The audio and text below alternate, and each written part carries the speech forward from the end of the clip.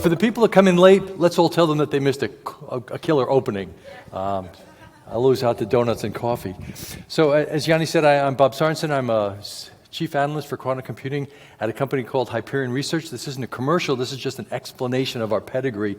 We come to the quantum computing space from the HPC world. So we look at quantum computing almost as yet another tool in the toolkit to solve tough computational problems. So we think of quantum as, is it a quantum accelerator like GPUs? Is it a new programming paradigm like HPC in the cloud? Is it a new application area like high-performance artificial intelligence? So we look at it just a little bit differently, and the reason I bring that up is because a couple of weeks ago I was at Supercomputing 22, which is the largest HPC conference in the world that's held every year in November.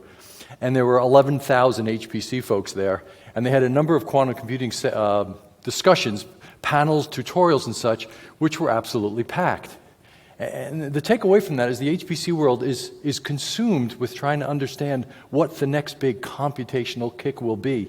And that issue has come up for a number of relatively straightforward reasons. The first one being is that the HPC classical environment is kind of running out of steam. There's a bunch of the end of Moore's law, the end of Dennard scaling, moving to sub-nanometer lithographic process nodes. It's getting harder and harder to get more performance out of a classical HPC. Kind of a bellwether of how bad it's getting right now is a system the Department of Energy has purchased, bound for Argonne National Lab, which is months, if not years late on delivery. Cost the Department of Energy $600 million. And there's a good chance that machine will consume at least $300 million worth of electricity during its 5-year lifetime.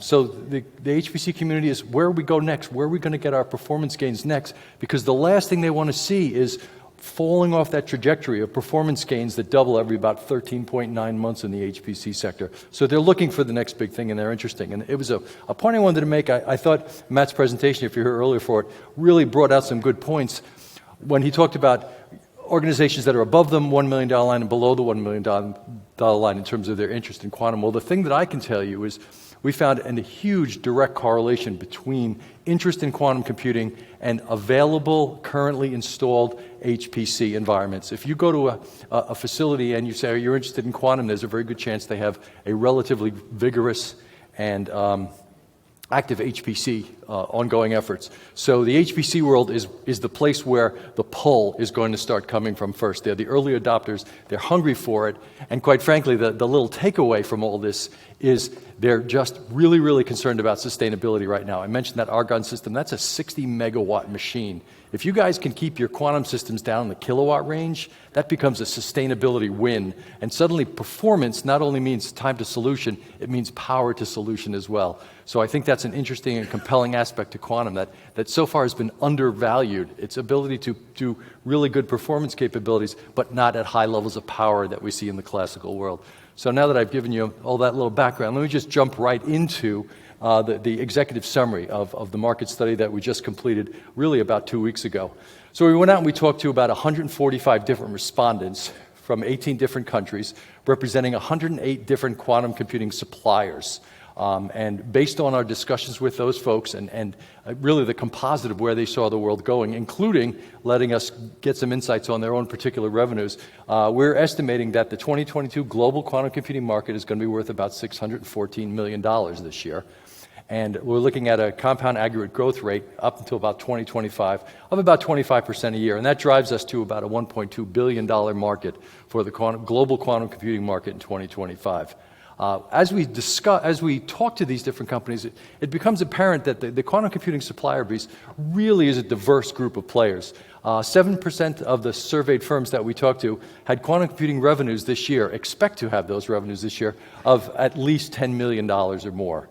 However, 49% of the companies we spoke to had revenues less than $50,000 in 2022, and 32% of those companies have no revenues at all. They're still basically in an R&D pre-product stage. So there's some interesting dynamics in the sector here. There's an awful lot of companies out there haven't entered the virtuous cycle yet of revenue generating profits that support R&D and then so on. They're still primarily invested in outside funding, whether it be through government or venture capital or even corporate venturing. Then the other thing we asked a little bit about the impact of CSP, cloud service providers, and we came up with about somehow cloud service providers, either a platform or for software, will be involved about almost half of quantum computing revenues, at least out until 2025. But at that time, QC hardware revenues will compose about 35% of the total sector revenues, some of it going to the cloud service providers as offerings, and some of it going into on-prem installations privately. Some of the other things we realized, and I thought this was a really interesting one, about 75% of the surveyed firms we spoke to have partnerships with other companies, primarily for access to quantum computing hardware and software, people naturally trying to fill out the stack, accessing capabilities that they don't have, but also access to things like markets, say outside the United States or outside the EU if you're located there, access to different verticals, oil and gas, bioscience, finance and such, getting access to those, and also to get access to classical expertise. In fact, we found that when we gave a list of about 20 different options for selecting why you would partner, the average respondent picked 2.7 different reasons why their company had partnered. So there's a lot of congeniality going on right now, or you could call it consolidation, or you could call it necessarily to survive. But partnerships are key to the survival of this sector, at least from the perspective of the folks we talked to. Of the 108 companies that were represented in the study, ownership is about 60-40 public and private. So 40% of the companies we talked to right now are private. And what I found most interesting about that is, of those, 40% of those have literally no plans to go public at this point in time. And the ones that do plan to go public are looking at 3 years and out.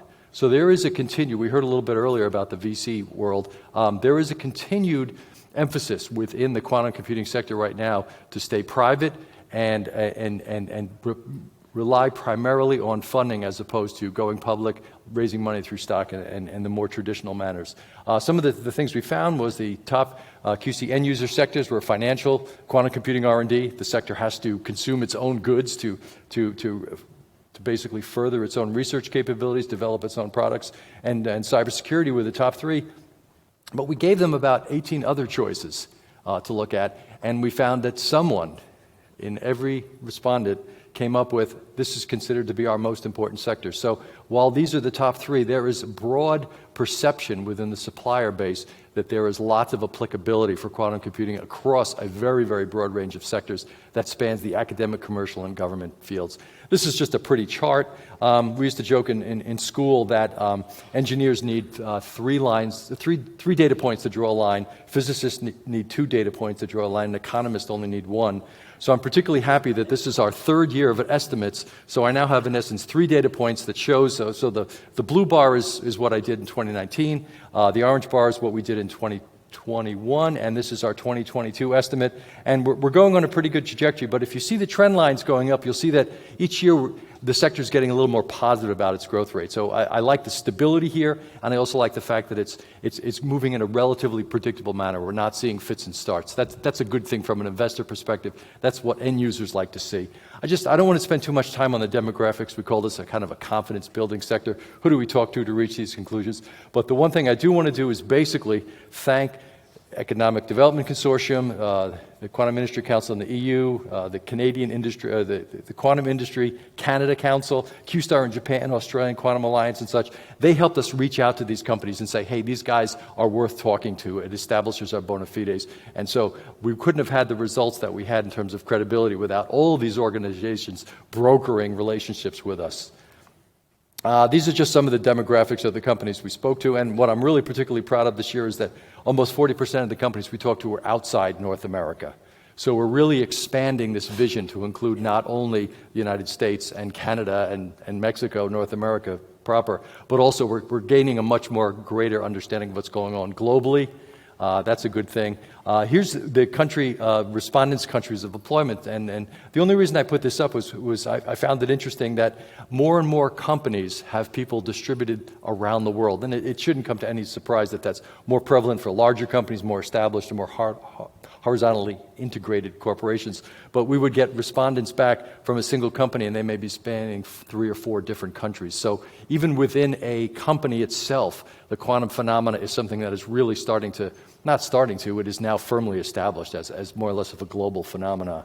Let me just give you some numbers here on supplier positioning, if you will. The chart on the left there is their organization's overall estimates. So you could have a big company where quantum is one of the product lines or 100% pure play quantum manufacturer. And on that chart, I love how bimodal that is, where you've got a number of companies up in the $10 billion a year more total revenues, and then a whole bunch down in that $15 million. That tells you one of two things. The first one being that there are some big companies involved in this, and they're not all pure play companies, which means that they are in a better position to weather the storm if there should be a decaying in funding availability, say through the VC market. They have deeper pockets from an organizational standpoint, but also means there's an awful lot of companies out there that don't have a lot of revenues if there is a downturn in the quantum sector. Now, on the chart on the bottom there, that's just a highlight of what I mentioned earlier in terms of how many companies out there right now do not have any sales yet. We had a number of companies talk about proprietary information, which of course is natural. It's interesting because the more companies go public now, we gain some information on what they're doing from the public documents they have to publish, but at the same time they're more limited in what they can say about their future activities because of SEC regulations. So we gain and we lose a little bit in that process. We asked them a little bit about growth, and I'll just go quickly through this. We asked them about what they did in the last 12 months in terms of growth and what they did in the last, what they expect in the last 12 months. And the big takeaway is that about 1/3 of the companies we surveyed expect more than 25% growth in the next 12 months. And more interesting, I think, is that less expect flat growth. About 1/3 were looking back at flat growth, and now only about 1 in 5 are looking at flat growth going forward. So there's a certain degree of optimism here. This piece of eye chart, basically, if you unpack it, what it says is, and this is just fundamental math, the bigger the company, the harder it is to expect greater gains. So we see lots of optimism at the low end and a little more realistic understanding of potential growth rates of companies. This, I think, is a good measure of how the sector really is going to grow when you start to break down the fact that smaller companies have greater expectations simply because they're smaller companies. Let me just give you a quick overview of what's going on in different segments of the market. This is really how those 121 respondents, because I filtered out all the folks that said they didn't know here, how they see the market breaking out in 2025. And you can see that QC hardware sales to support CSP providers' offerings, one segment of the market, cloud-based QC access by end users, we're both up there at about 1/5 of the market. Then we have all sorts of interesting breakdowns. Hardware for on-prem use, which I still think is going to grow faster than that. I think we're going to see an emphasis on on-prem QC hardware deployments in the next few years for a number of reasons. The biggest one being what we see in the HPC world. When companies start to really pin the need of those systems. In other words, they're looking at it 24/7. The economics just say bring it to the house. It's always going to be cheaper that way. And I think we're going to see that more and more as applications really come to the fore and these companies start to depend more and more on them. But the bottom line here is what we see is a real range of different segments of the market. And the one that I think is most interesting is the growth and perhaps underappreciated aspect of professional services. The folks that I think are going to be in a great position to provide the interface between the quantum computing companies and the end users in perhaps a key vertical or a key region where neither of those two endpoints can fully understand the language of the other ones, and there's going to be someone in the middle. So the professional service stuff, I think, is going to be a more compelling segment of the market as time goes forward. This is I put this chart up the last 4 years. Nothing has changed. The way the major algorithms breaks down, mod sim, optimization, AI, machine learning, cybersecurity, a little sneaking in there of Monte Carlo processors the last few years with the emergence of quantum certifiable random number generators, the fundamental basis of Monte Carlo processing. The thing that always bothers me about this list is we ask for other and we never get other. So I still can't believe this is the entire list. So if people want to say, hey, next time you do this, you should add this as well, I'm more than welcome to suggestions. We asked about how they saw market access models, accessing cloud, quantum computing through the cloud will probably be about 50% of the market, according to these suppliers. The on-prem will be about 21%, and we're still looking at some really interesting activities going on in the larger HPC centers around the world where they're very interested in hybrid on-prem cloud applications. So that's something I think we need to be thinking more about how that implementation does take place. As I mentioned earlier, these are the sectors, and these are all the choices we gave, and you can see this is where I got that, finance, quantum computing R&D, and cybersecurity on top. But if you just look at this list, you'll see that just about every sector that we could come up with and say, hey, do you think there's a quantum play here? Some sense of the organization came back and said, yeah, we think this is going to be important for us. And I think this really speaks to the broad applicability of quantum based on just those algorithm sets that we saw. One of the questions we asked folks is how do you anticipate the quantum computing budgets of your potential customers? And what's interesting is we've done a companion study to this one that takes the QC early adopters perspective on this. We went out and talked to about 300 QC early adopters and answered a bunch of questions. And these are relatively in sync with what those folks came up with. And about 1 in 5, the largest group, are thinking they'll probably be committing about 3 to 5% of their overall IT budget to quantum computing. The bulk 1/3 anticipate anywhere from 3 to 7% of overall IT budget. 1 in 8 see reaching 10 to 15%, which is a really big number when you get right down to it, and only about 1 in 12 see it less than being 1%. You could probably do the math here and actually try to figure out exactly what that budget means. Now, I will caution you that this budget isn't directly seen or realized by the quantum computing supplier sector. There's an awful lot of in-house work that goes on. So if you buy a quantum system, you have in-house capabilities that don't transfer to revenue, but it's still a commitment of resources within your company. So this won't help you predict how big the quantum computing market is. It'll just tell you the amount of money that's going in to support the overall infrastructure, whether it be in-house or from the commercial sector.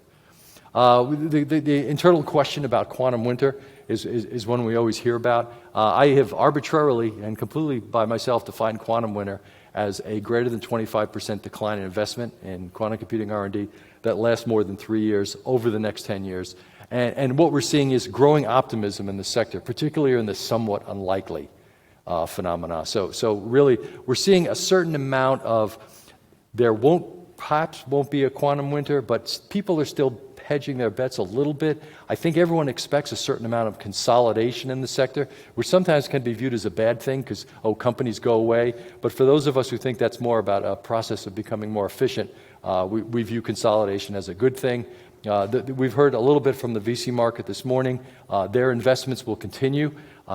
My only point I would make there is that investors have different time frames, perhaps than what we saw an estimate this morning about reaching fruition on one project of 2035. That may be a different time scale than what the average VC here in the Valley is interested in.